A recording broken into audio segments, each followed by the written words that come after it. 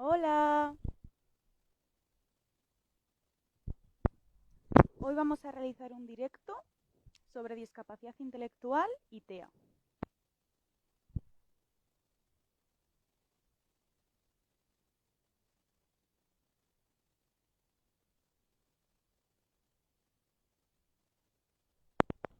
Hola,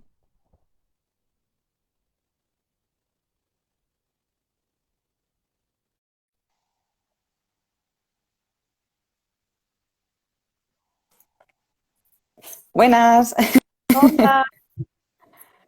¿qué tal estáis? Muy bien, ¿y tú? Muy bien, con muchísima calor. Bueno, si quieres, ¿te presentas tú primero? Sí, Vale. bueno, pues yo soy Marta Gandía, soy la que está detrás de la cuenta de la mochila de Mía y bueno, pues soy maestra especialista en pedagogía terapéutica y la verdad que, bueno, a raíz de mi trayectoria laboral, pues me he ido un poco formando conforme yo quería un poco saber más y conocer. Empecé trabajando en un centro ocupacional y quería saber de tirar un poco de ese hilo y ver un poco pues el inicio, cómo aprenden y al final he terminado formándome en atención temprana, eh, en metodologías un poco más alternativas. He hecho un poco una miscelánea de todo, de todas las formaciones. Vamos, aquí tenéis a una gran maestra. Bueno, de corazón sí, ¿eh? Bueno, pues yo soy Ainara, estoy detrás de Basque Teacher y soy profesora de primaria y este año voy a empezar pedagogía terapéutica, la Qué mención. bien. Y nada, yo junto con Cristina estamos detrás de Inclusivamente Directos, que fue donde le hablé a Marta y le dije, oye, por favor. Ella pues decidió. Además es que es una iniciativa muy, muy bonita porque se habla de todo, pero lo más importante, bajo mi punto de vista, es la inclusión, porque detrás de toda esa inclusión está la persona. Exacto. Y bueno, pues yo he hablado con ella y le he dicho que le iba a hacer una entrevista y vamos a aprender un montón sobre ella. Bueno, yo os cuento lo que he vivido y lo que un poco conozco, que seguramente haya muchísima gente que conozca y sepa más que yo. Pero bueno, pues es también otro punto de vista, que al final esto, pues, esto de los directos nos tiene que enriquecer y poco a poco pues ir creciendo dentro de, por lo menos dentro de la profesión o del conocer. Por lo menos decir, uy, pues yo veo un directo sobre discapacidad intelectual y TEA, venga, voy a investigar un poco más. Claro, me interesa. Es verdad, es verdad. Vale, ¿quieres que empiece ya? Lo que quieras. Vale. Ha dicho que va a hablar un montón, ¿eh? Os aviso. Vale, la primera pregunta es, ¿qué es el trastorno del espectro autista y la discapacidad intelectual? Cuando un poco indagamos un poco sobre el concepto de qué es la discapacidad, qué es la discapacidad intelectual y qué es el TEA, yo siempre me imagino pues como un ovillo de lana, un poco confuso, y al final de ese ovillo pues he sido un poco tirando de ese hilo para ver qué es lo que es la discapacidad en sí. Entonces, cuando he hecho ese proceso mental, pues yo he descubierto pues, que la discapacidad al final es algo intrínseco a la persona. Es como una forma de ser, una forma de pensar, de actuar, de razonar. Entonces, es un poco como lo considero yo, que supongo pues que soy una persona que no tiene discapacidad, entonces supongo que una persona con discapacidad me diga, oye Marta, te estás equivocando. Pero bueno, yo lo concibo así, por mi experiencia y por todo lo que he ido viviendo. Lo único que tengo claro es que no es ninguna enfermedad ni ningún aspecto negativo para la sociedad y para el mundo. Yo sé que detrás de ese concepto de la discapacidad pues viene una larga historia que le ha hecho mucho daño y le ha favorecido en esos dos aspectos. Antiguamente las personas con discapacidad eran destinadas a la mendicidad, a la exclusión social, es que incluso hasta la muerte. Entonces, menos mal que la sociedad va evolucionando, vamos aprendiendo, construimos mundos todos juntos y nos damos cuenta pues que esto no es así.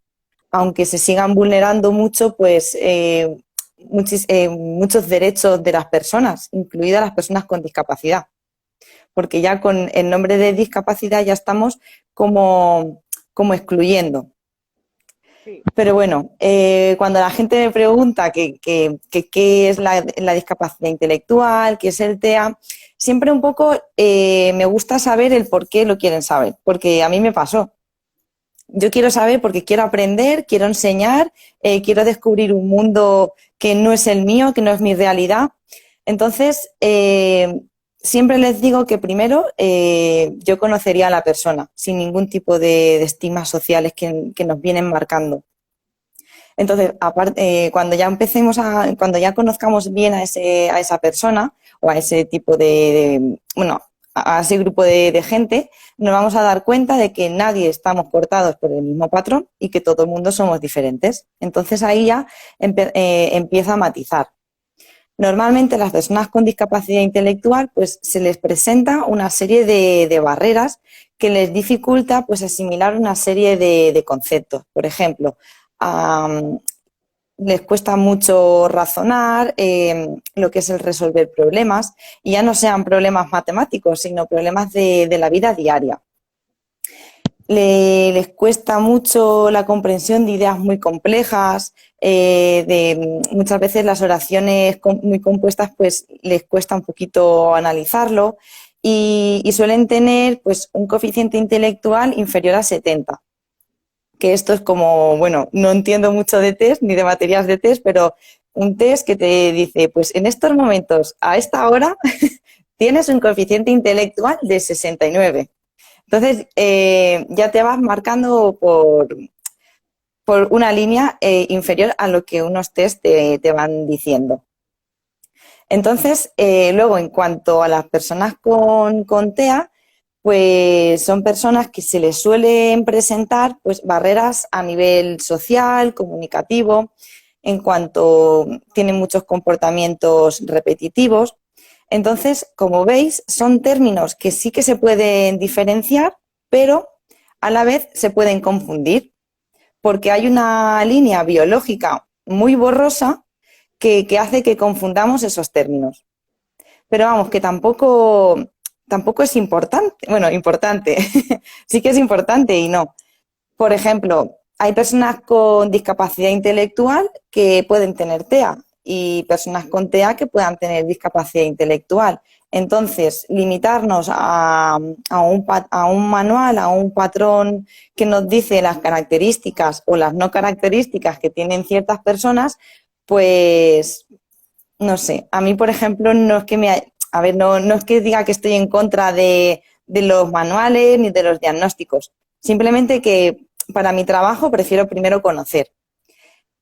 Los diagnósticos, los manuales, el DSM-5, todos los libros que nos puedan proporcionar información sobre diferentes tipos de discapacidades, en este caso la intelectual y el TEA, pues también son útiles porque gracias a ellos pues sabemos por qué les sucede, por qué son así, por qué tienen esas conductas. Al final es un poco a nivel profesional, para ayudarnos a anticiparnos a unas sesiones metodológicas, y para la propia persona que presenta esa discapacidad, pues un poco también para justificarse, oye, ¿por qué me pasa a mí esto? Esto es como todo.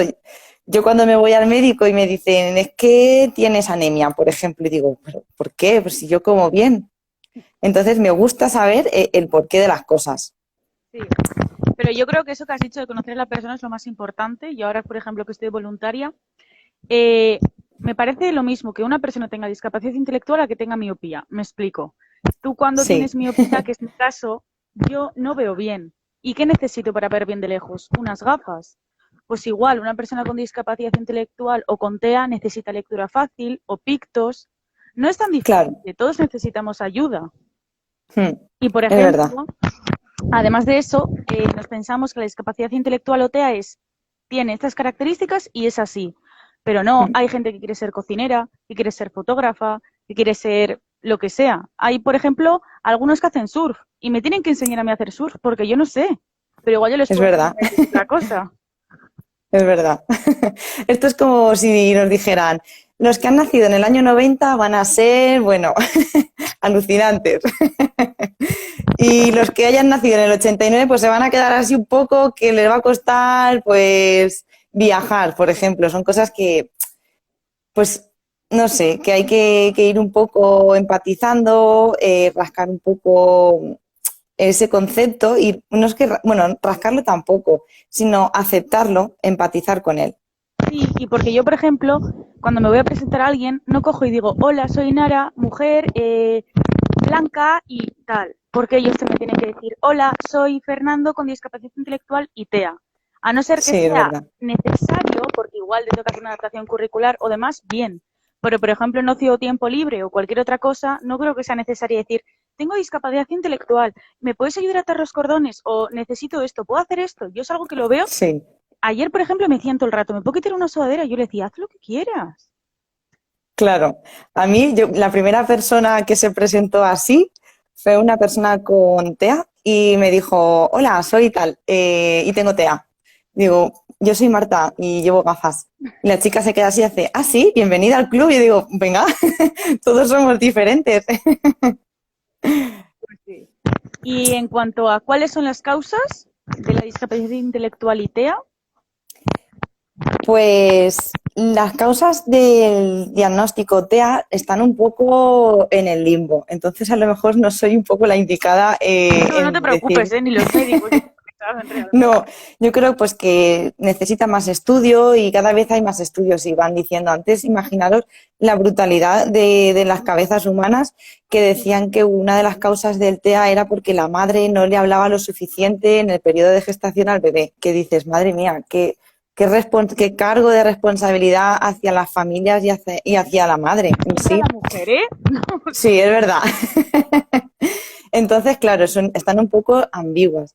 Sé que, bueno, la discapacidad se diagnostica antes de los 18 años y que, por ejemplo, en la discapacidad intelectual, que sí que está más estudiado, pues es verdad que se tienen en cuenta muchos factores.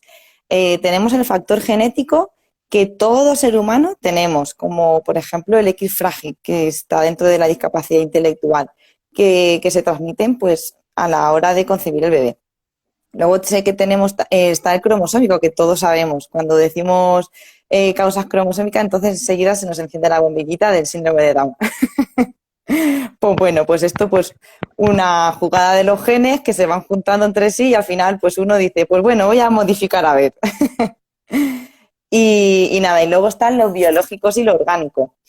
Y aquí cabe destacar que se diferencian los de antes del nacimiento, pues que son enfermedades que puedan tener la madre, como por ejemplo el sarampión, o medicamentos que la madre tome durante que pues a lo mejor que el bebé tenga toxinas, una infección, una afasia, que tengan presión en la cabeza a la hora de nacer y de después del nacimiento, pues enfermedades como la meningitis o un golpe en la cabeza.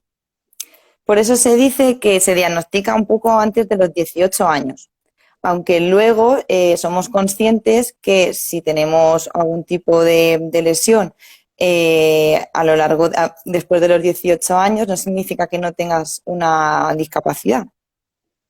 Y luego hay un factor muy importante que muchas veces olvidamos y está siempre de nuestras manos, que es el factor ambiental.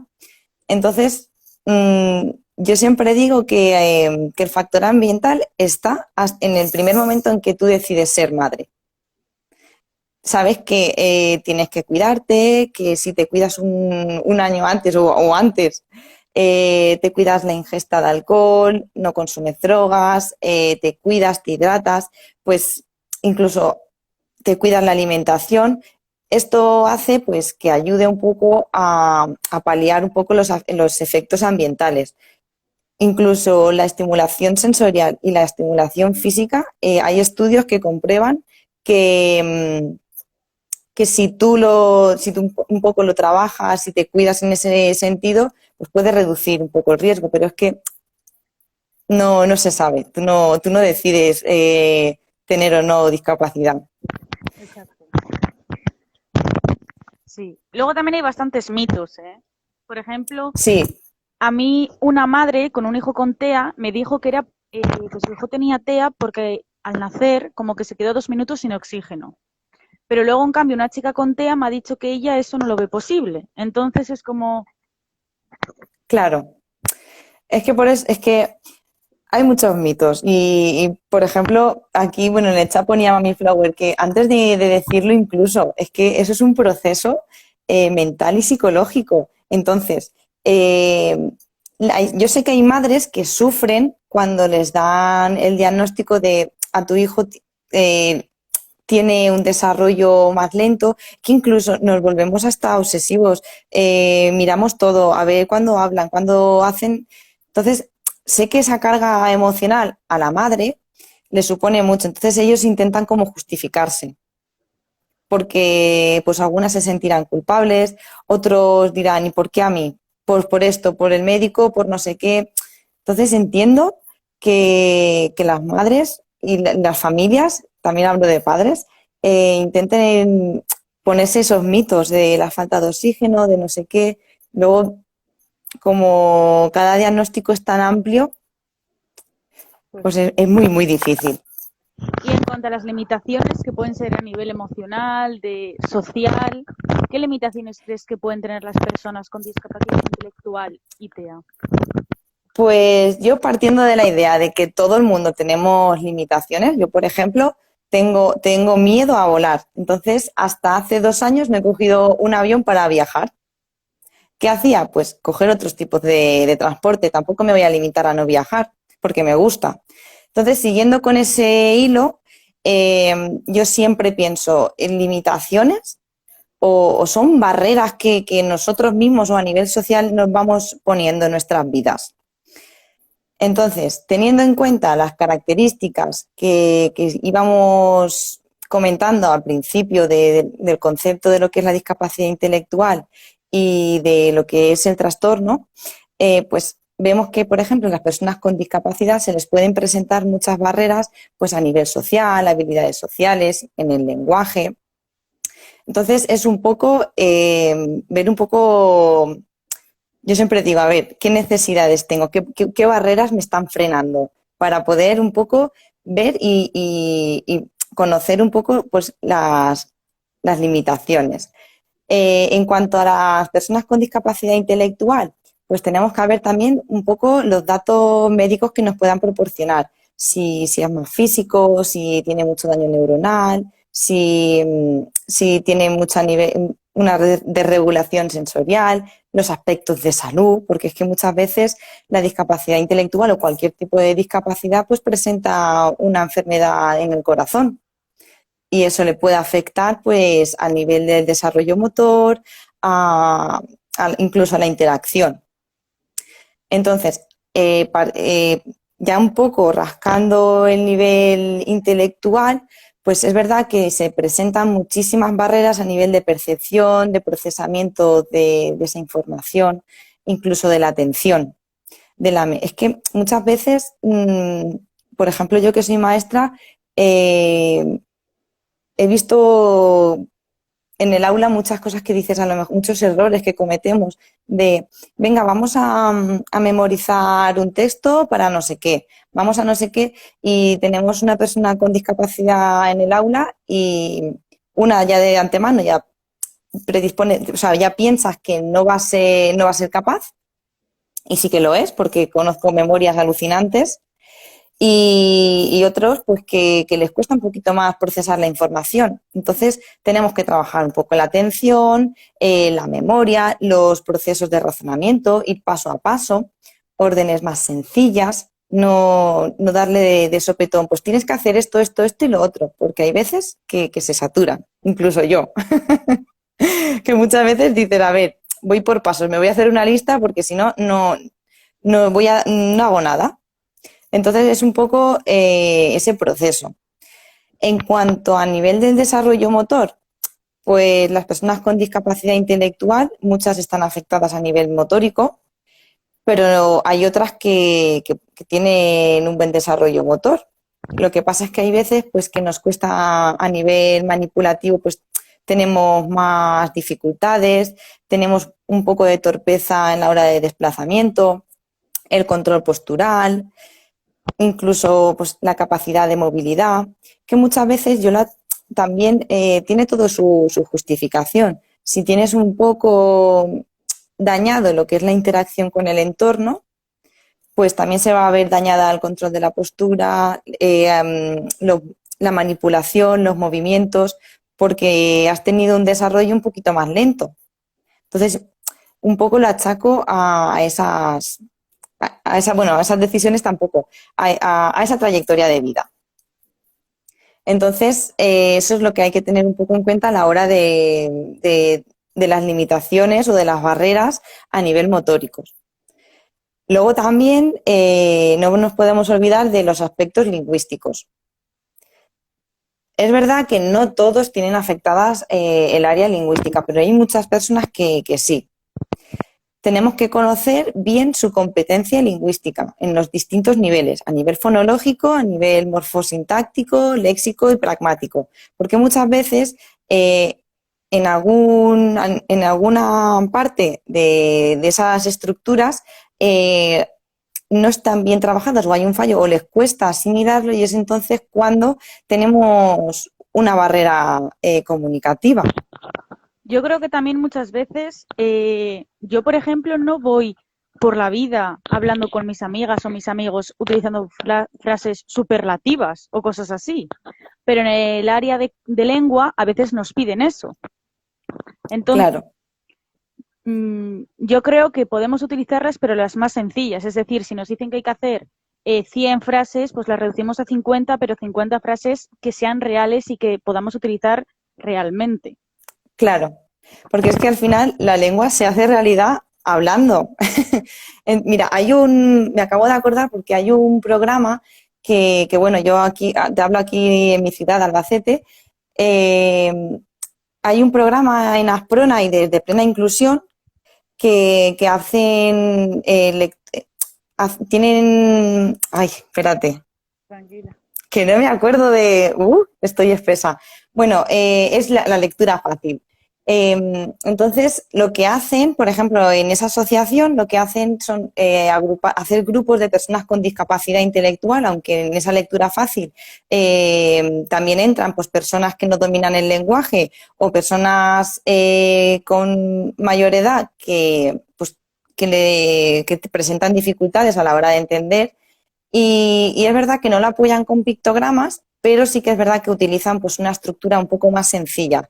Frases que, por ejemplo, ellos cogían un texto y decían esta palabra no la entiendo, la trabajan, buscan, aprenden nuevas palabras, pero emplean otras palabras más útiles para el lenguaje un poco más funcional. Van por golpes de voz, que no van por estructuras como nosotros hacemos de punto y coma, punto y seguido. A ver, este párrafo que no sé, que no queda bien. Entonces, lo hacen más por tonos de voz.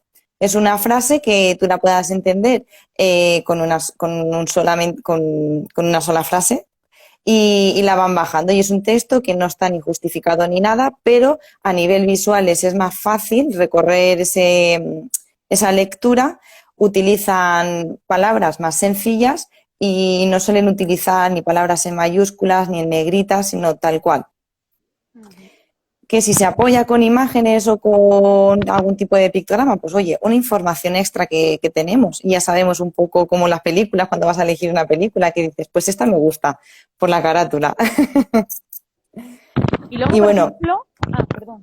No, dime. Vale.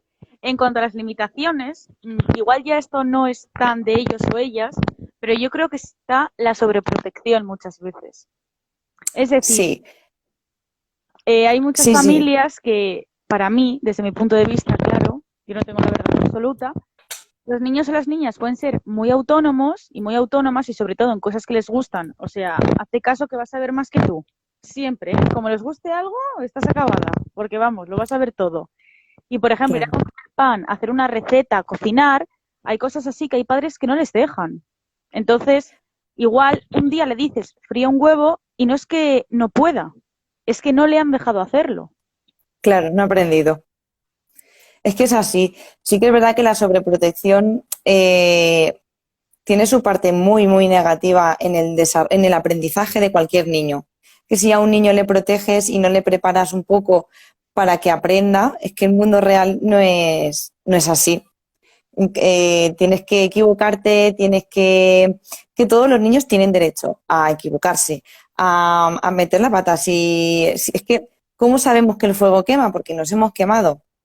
Entonces es un poco, pues, esa sobreprotección les limita en ese sentido, en ese aprendizaje experimental, porque le vas cortando, no les dejas libres.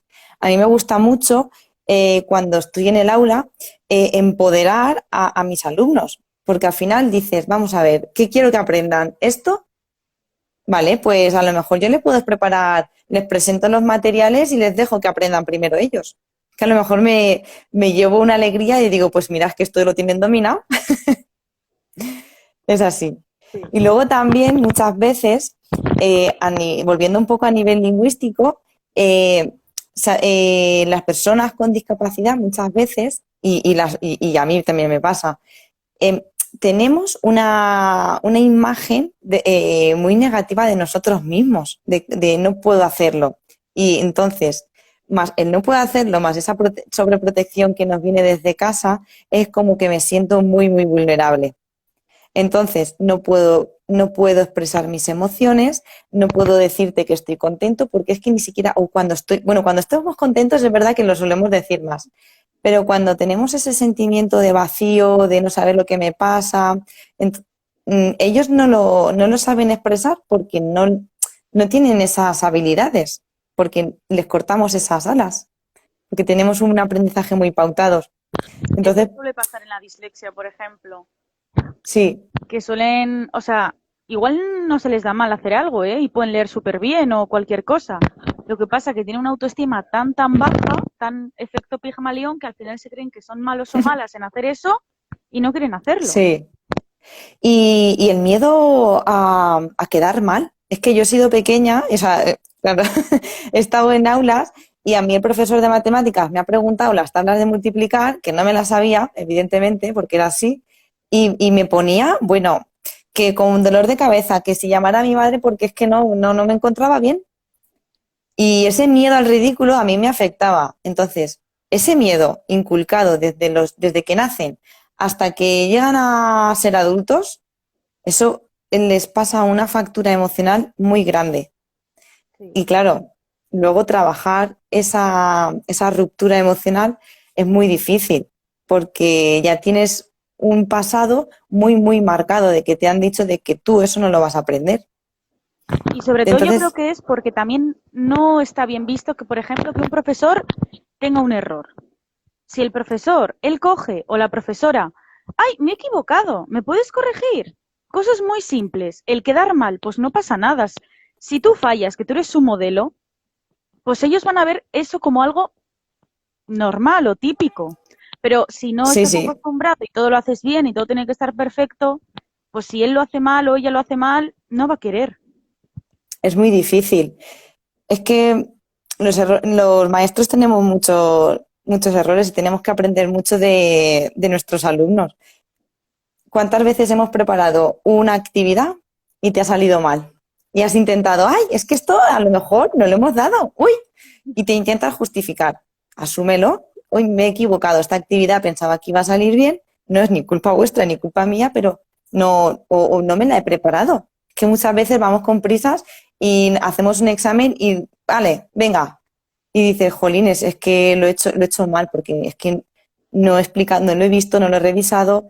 Entonces, claro, esas cosas, pues al final si les decimos, mira, los errores se cometen, no pasa nada.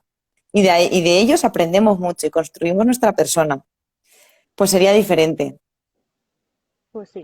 Bueno, paso a la siguiente, si te parece bien. Sí, Vale. ¿Cuáles son los principales obstáculos para la inclusión laboral de personas con discapacidad intelectual y TEA? pues aquí, bueno, un poco, no, que no me cuelgue la gente, ¿eh? Cuando yo estuve en el centro ocupacional, pues aprendí muchísimo, la verdad. Y entonces, para mí, los principales obstáculos que puedan tener es que las personas no seamos humanas. Tenemos que tener una empatía hacia las personas y además tiene que ser así, porque nosotros somos, nuestra columna vertebral son emociones y tenemos que tener esa empatía. Entonces, las principales limitaciones que pueda presentar en un entorno laboral es que no crean en ellos, que no crean.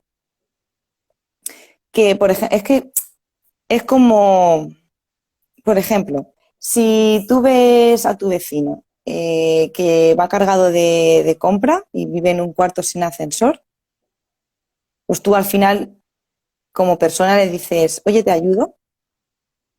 Y le ayudas. Entonces el trabajo se compensa. Entonces, si las empresas lo que hacen es no tener esa empatía, no creen en las personas, pues es muy, muy difícil que esa persona llegue a trabajar en una empresa. Y eso es lo que aprendí un poco en el centro ocupacional que estuve, que dije, a ver, si yo no creo en ellos o les genero una expectativa que no es la adecuada o no es poco real, esa persona se va a llevar un chasco y va a desconfiar del mismo. Entonces, ¿cómo puedo subir? ¿Cómo puedo ayudarles siendo reales? Por ejemplo, las empresas son poco reales. Lanzan convocatorias de personas, necesitamos personas con discapacidad, pero que estén formadas, claro, que tengan su formación, que tengan 5 años de experiencia y bueno, no destaca ni que tenga, ni que sea física o intelectual, porque hay una barrera que hay que diferenciar.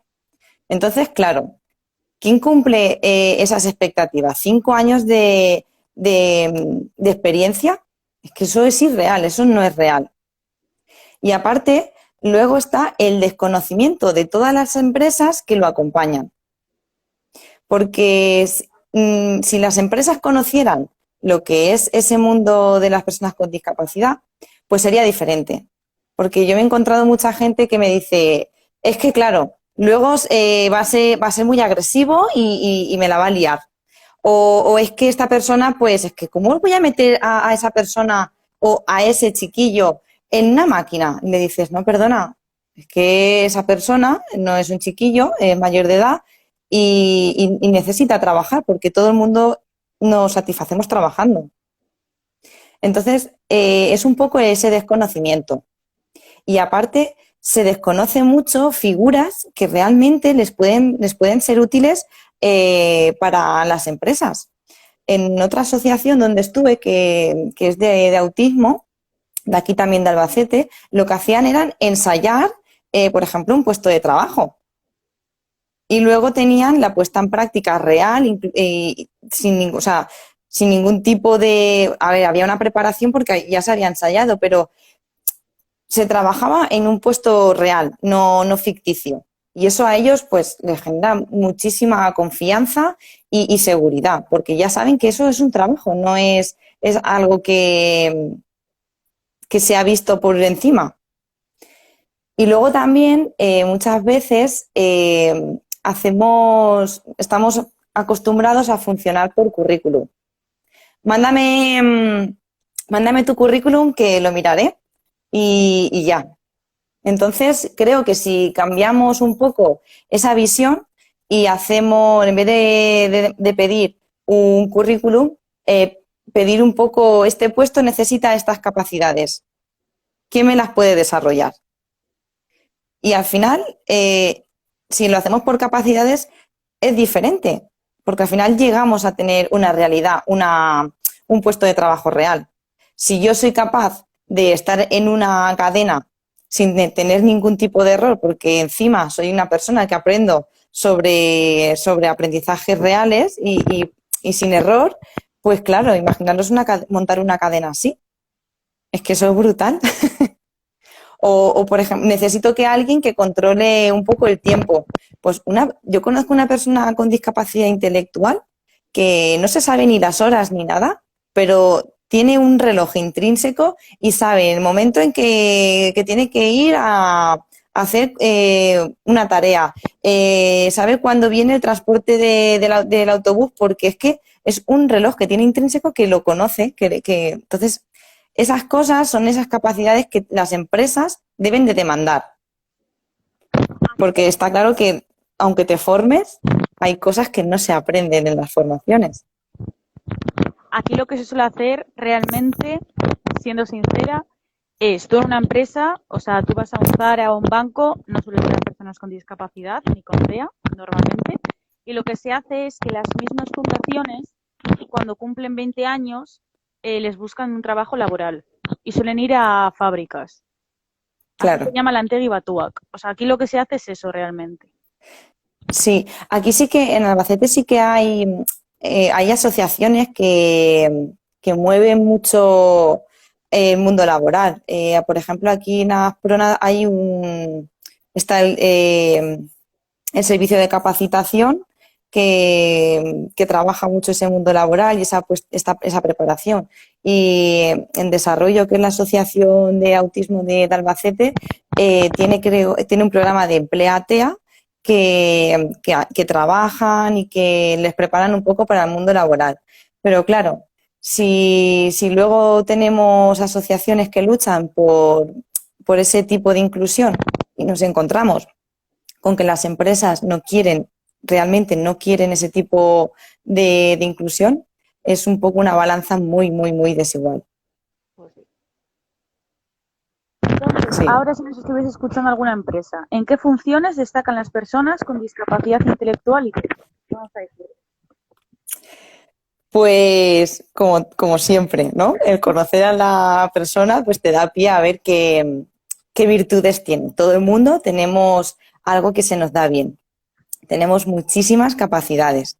Entonces, es que yo os puedo hablar desde mi punto de vista. Es que a mí las personas con discapacidad intelectual y TEA, que no me gusta mucho ese diagnóstico, pero bueno, para que nos entendamos un poco. A mí me han regalado mucho en esta vida. Me han ayudado a quererme, a ser sincera, a no poner excusas. Si no me apetece algo, oye, no me apetece. Soy sincera y la gente que me conoce pues me tiene que apreciar.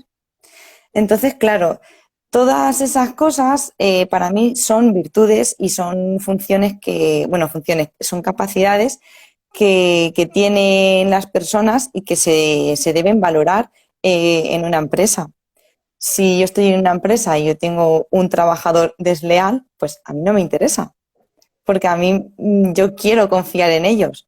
Entonces, yo conozco a millones de personas que podrían hacer un trabajo, o sea, que yo puedo delegar en ellos un trabajo porque sé que lo van a cuidar y van a hacerlo de la mejor manera. Y si se equivocan, no pasa nada. No hace falta que les digamos, ahora hemos perdido, madre mía, lo que hemos perdido. Pues no, habremos perdido cosas materiales que no se ganan. Sí, Entonces, claro. por ejemplo, conozco a un chico que a él le encantan los trenes. Pues mira, cada minuto, cada rato que tiene libre, por ejemplo, fuimos a tomar algo con la asociación y pues tenían un rato libre, no media hora. Pues él estaba viendo vídeos sobre trenes, porque era lo que le interesaba y es el sueño de su vida. Y te digo yo que lo va a conseguir, porque es que, o sea, tú a mí, por ejemplo, yo tengo un sueño, ¿no? Que es conseguir la oposición, pero en mi rato libre, pues me tomo una caña o un Aquarius o lo que sea. Pues no, esa persona para él desconectar era seguir soñando, por Sí. ejemplo. Es que, es que te abren un mundo en ese sentido, porque muchas veces el querer es poder. Si yo sueño con algún día ser maestra, pues tarde o temprano lo voy a conseguir. Me da igual cómo. Puedo tomar muchos caminos y en esos caminos puedo ir adquiriendo una serie de destrezas. Entonces, en el caso de las personas que suelen tener, bueno, suelen tener más barreras, si una persona quiere trabajar en tren, ¿por qué no? Simplemente vamos a ofertar, o sea, la sociedad tiene que ofertar eh, ese tipo de trabajos, ese tipo de ilusión.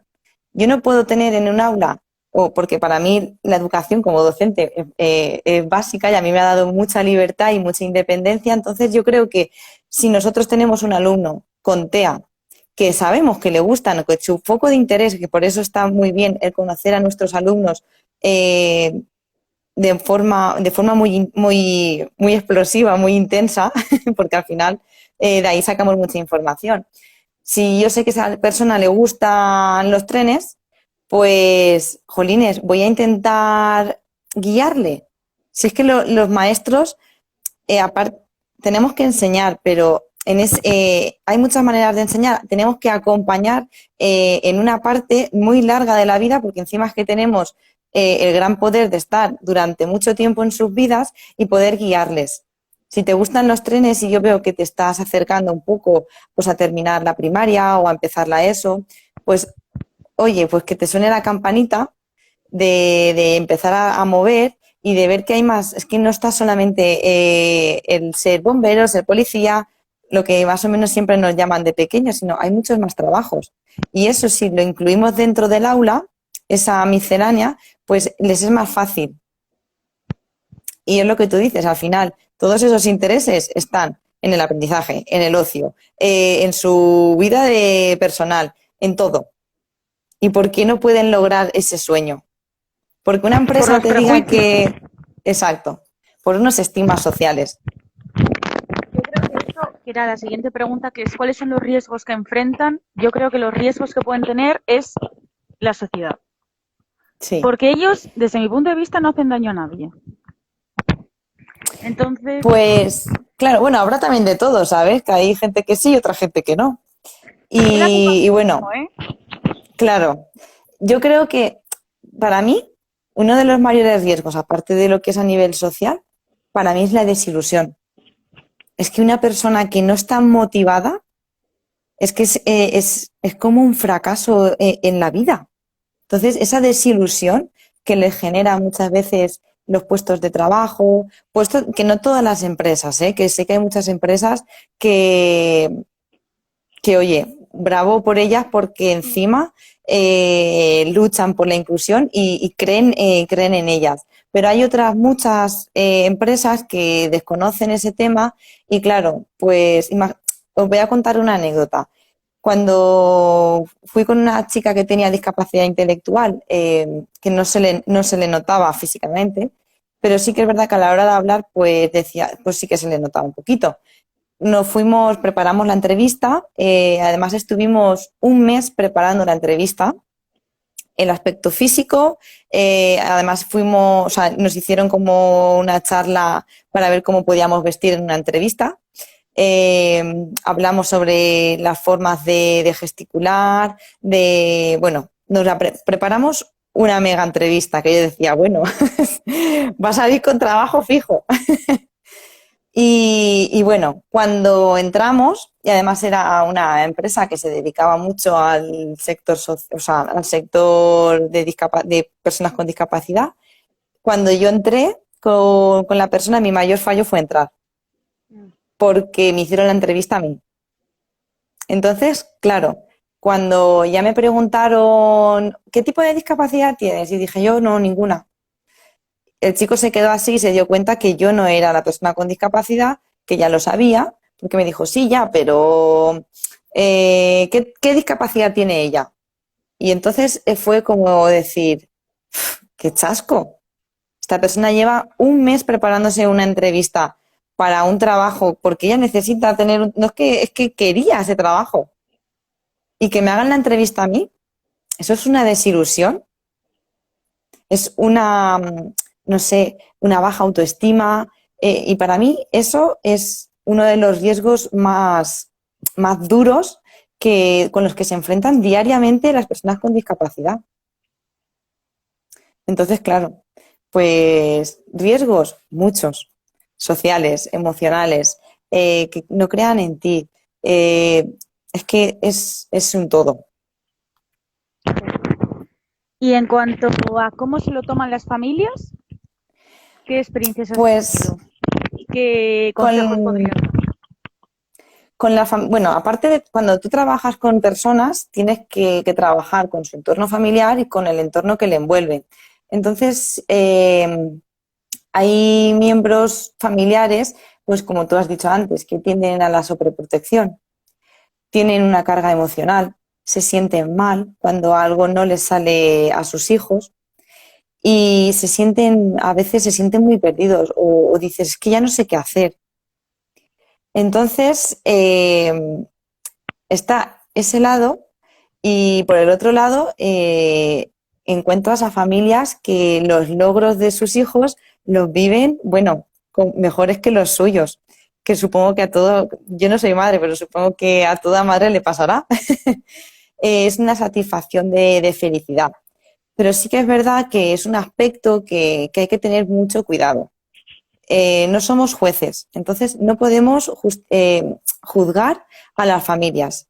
Si una familia decide no contar con algún tipo de ayuda o no contar con o escolarizarlo en un sitio o en otro, no, no deberíamos de juzgarles, porque cada uno pues tiene unas vivencias, tú como profesional les puedes orientar, pero es que la decisión de ellos prima mucho. Entonces, una vez que se toma una decisión, pues apoyarles, acompañarles, porque ya tienen esa carga de responsabilidad y una carga emocional que luchan diariamente con sus hijos y es muy difícil. Todavía no conozco a nadie que se haya desentendido de sus hijos por tener discapacidad, que a lo mejor existen, pero yo, gracias a Dios, no, bueno, a Diego, a quien sea, no he vivido, no he vivido esa situación. He vivido muchas cosas fuertes que he dicho, jolines, me ha impactado, pero han sido muy rara vez. Todos, cuando he trabajado con familias, enseguida las familias se vuelcan, se dejan asesorar. Eres tú la que muchas veces dice, no, no, quiero que elijáis, porque muchas veces dicen, ¿qué hago? Digo, yo no quiero yo no tengo la varita mágica para decirte esto es lo correcto, porque nada es correcto. Entonces es muy, muy difícil. El trabajo con las familias es indispensable. Yo lo que sí creo, y seguro que me matan, es que cuando una profesora dice, creo que tu hijo o tu hija puede tener esto, cuando todavía no está hecho el diagnóstico, pero se debe hacer, que solo por el que sí o el que no, que acepten hacerlo. Porque hay muchas familias, y lo veo normal, yo lo entiendo, yo soy una madre y creo que mi hijo o mi hija es neurotípica y de repente me dicen que no, que tiene discapacidad intelectual o TEA, diría, qué miedo, ¿ahora qué hago? Igual Claro, no conozco ningún caso, pero yo creo que les viene mucho mejor que hagan el diagnóstico, porque o sea, cuanto antes mejor. sí. Aparte, la sinceridad es lo que hay. Y yo puedo decir las cosas de una manera menos brusca, pero hay que ser sinceros. Entonces, si tú tienes un cargo en una profesión, pues debería, yo qué sé, o sea, hay que pensar también en el bien de esos niños. Entonces, yo tengo, por ejemplo, una compañera que está por aquí, que es una compañera que es muy, muy sincera y te dice las cosas como son. Es verdad que en un primer golpe, pues a lo mejor tienes una reacción negativa hacia lo que te están diciendo, pero luego cuando asientas un poco lo que te han dicho, lo valoras, es cuando agradeces esa sinceridad. Esto es como cuando tienes una amiga que te dice, oye, te queda fatal el pelo. Y le dices, ¿qué va? Si a mí me encanta, muy bien. Pero luego cuando te ves en las fotos dices, ahí va, si es que es verdad, si me queda mal. Entonces es un poco, pues ser sinceros y ver un poco esa realidad. Yo creo que Si un profesor... Sí, sí, dime. Yo creo que el miedo es más bien por la sociedad, quiero decirte. Si, desde mi punto de vista, si realmente estuviese bien visto o si en las noticias alguien con discapacidad intelectual, con TEA, con discapacidad física y se vería como algo pues habitual, porque es que realmente es habitual. O sea, tú vas por la calle y te encuentras a gente con silla de ruedas, a gente con... O sea, es que es habitual. Si estuviese en los libros de texto, en vez de estudiar Einstein, estudiamos Einstein, pero otra persona también con discapacidad intelectual o con TEA, si haríamos esos cambios, si se harían esos cambios, las familias no tendrían miedo. a que mi hijo claro. o mi hija tenga esto. Es que es verdad, tenemos unos modelos sociales. Es que yo he sido pequeña y me he fijado en la tele y yo he querido ser alta, he querido tener un cuerpo que me han impuesto en la tele y esa imagen a mí me ha dañado. Entonces, imaginaros ir a comprar y que no hayan maniquíes reales. Entonces, ¿qué pasa? Que las personas que tienen algún tipo de limitación física no se pueden poner los pantalones o van desnudas por la calle. Entonces, claro, es un poco muy heavy lo que estoy diciendo, pero es la realidad. Es que si nosotros tuviéramos un modelo a seguir que fuera totalmente normal, normalizado, que no sea lo mejor, o sea, lo más de lo más, pues sería una realidad menos cruel. Está claro que siempre queremos tener algo que no eso, pero de ahí a sentirte mal y dañar tu persona y tu imagen tus emociones, pues es diferente. Es que no hay color. Entonces, si en la tele saliera presentando las noticias una persona o presentando el tiempo una persona con autismo, porque habrán máquinas que no se equivoquen y que encima lo hagan muy bien, pues estaría mejor reconocido. Entonces, claro, pues es la lucha constante de la inclusión. Y entonces aquí viene la pregunta que se le hago a todo el mundo, que es ¿cómo conseguir la inclusión? Pues yo creo, bueno, la inclusión nace de una persona. No hay o sea, hay muchos libros, como he dicho antes, pero si tú no crees en la inclusión, es que se rompe, no hay inclusión. Yo veo inclusión cuando voy con un amigo o con una persona y no etiqueto, no veo diagnósticos por ahí. Veo una persona que me está hablando y que lo que dice me interesa. Hay personas con discapacidad intelectual que a mí me hablan y no me interesa. Y le digo, mira, es que ese tema no me interesa. Eso es inclusión, porque yo veo personas, no veo, pues mira, que muchas veces, y tú ahora que estás en el programa de ocio y tiempo libre, lo verás, que vas con un grupo de adolescentes o de personas y te dicen, ay, qué bonito tu trabajo, qué buena eres. Y dices, pues vale, que me conoces tú. A lo mejor soy más mala que el dolor, pero no me conoces. Y claro, esas cosas o cuando estás que vas a cruzar y ven una persona con síndrome de Down, que le hable, que le infantilicen, que le digan, ay, ¿quieres que te ayude? Yo así no hablo con mis amigos. Entonces, si yo veo que alguien, como mi vecino el del cuarto, cuando necesita subir la compra, veo que necesitan ayuda, pues yo se la doy. Pero si veo que una persona se desenvuelve perfectamente y no necesita ayuda, pues no, ¿sabes? Hay que ver un poco eso. Que es verdad que tanto una cosa como otra al final desregulan lo que es la inclusión, pero yo siempre pienso, a ver, ¿qué es lo que yo querría? Es que yo me he roto la pierna y yo no he querido ayuda. He querido hacer yo mi cama y he querido hacer yo mis cosas. Entonces, claro, ese punto de vista de frente a la discapacidad es cómo me gustaría sentirme a mí. Si yo sé cruzar la calle, ¿por qué me tienen que decir que sí me ayudan? ¿O por qué me dicen que soy bonica? Por ejemplo, aquí en Albacete es que el bonica y el bonico se lleva mucho. Entonces, claro, son esos matices que hacen que la inclusión exista. Yo, por ejemplo, a mí me preguntaron el otro día, ¿cómo puedo saber si algo es machista? Vale, yo le dije, esta expresión tú se la dirías, o sea, se la has hecho a una mujer, ¿se la dirías a un hombre? No, pues es machista. Pues con la inclusión igual. Claro, Esta sí, sí. frase, esta forma de hablar, este prejuicio, esto que estás pensando, ¿lo pensarías o se lo dirías a una persona neurotípica? ¿O solo lo harías con una persona con discapacidad? Si Claro, la respuesta es que se lo dirías a las dos personas, adelante. Pero si con una sí y con otra no, fuera. claro. Muchas veces yo cuando me dicen, es que hay personas que no sé cuándo, no sé cómo ayudarles.